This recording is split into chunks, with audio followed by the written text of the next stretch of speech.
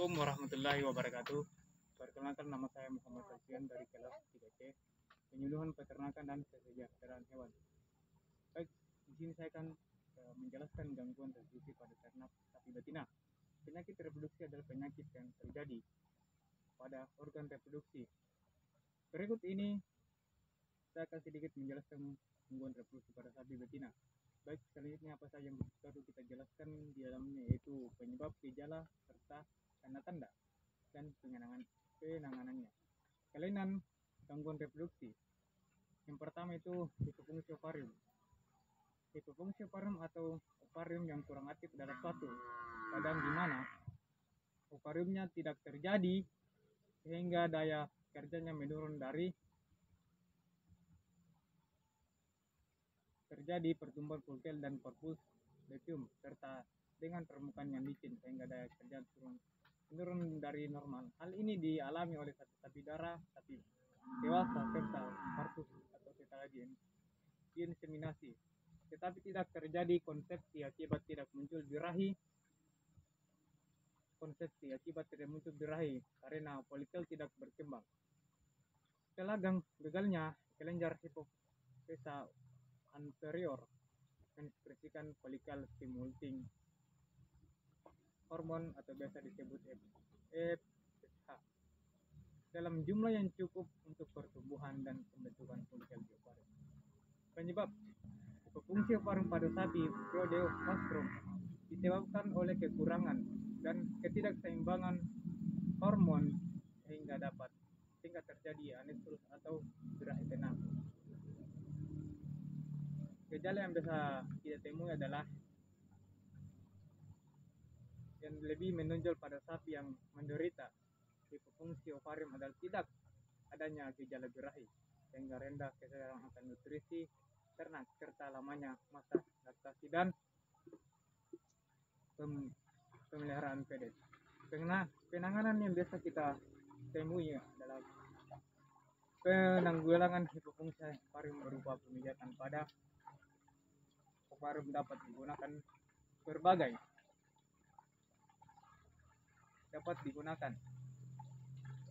alternatif. Penggunaan preparat hormon yang terbilang mahal dengan perlakuan yang tepat sehingga pemijatan ovarium dapat secara efektif menimbulkan gejala birahi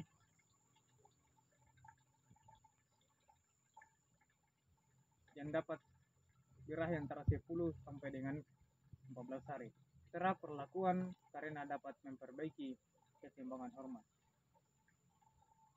memberikan fungsi ovarium, mengembalikan fungsi ovarium sebagai organ reproduksi dan dapat digunakan dalam penanganan hipofungsi ovarium pada sapi perah. Gangguan pada organ uterus. Yang kedua adalah endometrius. Endometrius adalah peradangan lokal pada dinding uterus dan dapat menyebabkan infertilitas pada sapi. Organisme dapat masuk ke dalam uterus pada saat cervix terbuka, yaitu saat hewan kawin, inseminasi, partus dan postpartum. Penyebab yang sering terjadi adalah yang utama endometrius adalah mikroba yang masuk akibat perlakuan ibu yang tidak higienis dan perawatan postpartum yang tidak benar. Gejala yang biasa kita lihat dan munculnya di awal telurnya cairan yang berbau busuk dari vulva dan sapi tidak menunjukkan uterus. Penanganan yang biasa kita lakukan adalah melakukan terapi yang dapat diberikan di antaranya adalah terapi antibiotik sistematik, infus uterus, pemberian estrogen untuk merangsang respon uterus terhadap infeksi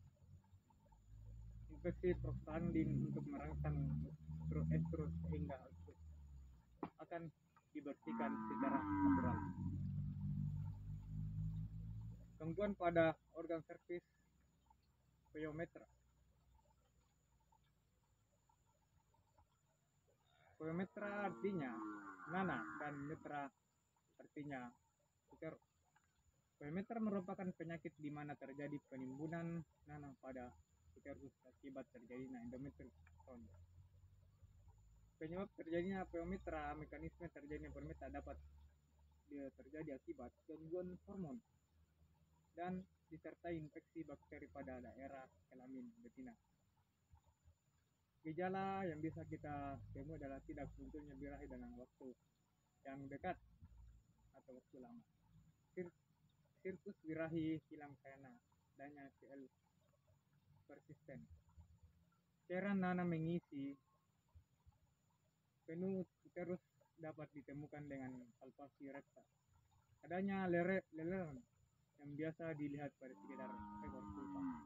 Penanganan, pengobatan awal ditunjukkan pada upaya pembukaan serviks dan kontraksi uterus sehingga nanah dapat dipaksa mengalir keluar, ikuti dengan antiseptik dengan maksud untuk membersihkan sisa-sisa dalam uterus.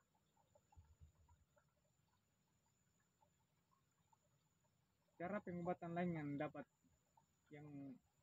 pengobatan lain adalah dengan pembedahan, yaitu pengangkatan seluruh uterus yang terkena pada kasus pyometra. Pada sapi, namun jarang digunakan pada sapi karena melihat sisi ekonomisme yang kurang menentukan. Sekian dari video saya. Apabila ada kurangnya mohon dimaafkan. Wabillahi taufiq wal hidayah. Assalamualaikum warahmatullahi wabarakatuh.